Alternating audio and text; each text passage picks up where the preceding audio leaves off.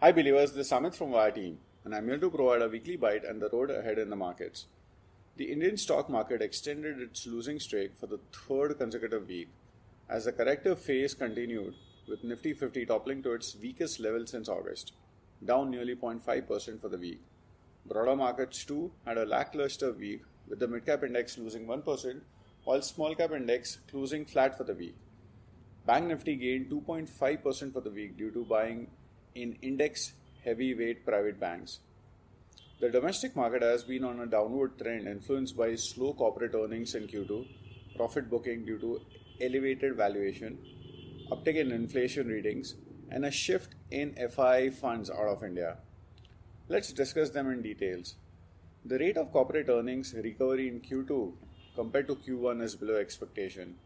The fear of a downgrade in earnings is becoming real due to high global inflation. The relatively high valuation of Indian equities alongside rising geopolitical tension in the Middle East have accelerated FPI outflows. According to stock market exchange data, foreign portfolio investors (FPIs) have offloaded shares worth over 77,000 crore in the secondary market in October 2024 alone, marking the highest ever monthly outflow from the domestic stock market. Investors should take a cautious approach in the near term, waiting for market stability before gradually accumulating stocks, especially in sectors heavily impacted by the outgoing FI selling like autos, ITs, FMCGs, etc. The weakness in Indian indices were also triggered by retail inflation numbers, which came in at 9-month high in September due to higher food prices. Retail inflation in India rose to 5.49% in September from 3.65% in August. It was the highest inflation rate since the start of the year. Food inflation, a persistent challenge right now, rose 9.24% annually. What do you expect going ahead?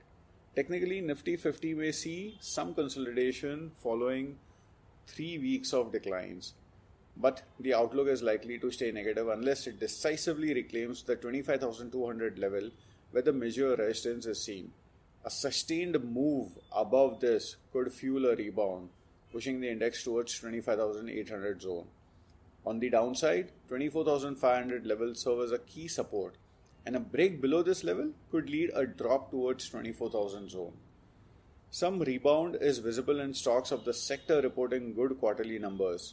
Few of them are broking, AMC, exchange-related stocks like Anand Rathi, HDFC AMC, Nuvama, Nippon AMC, MCX.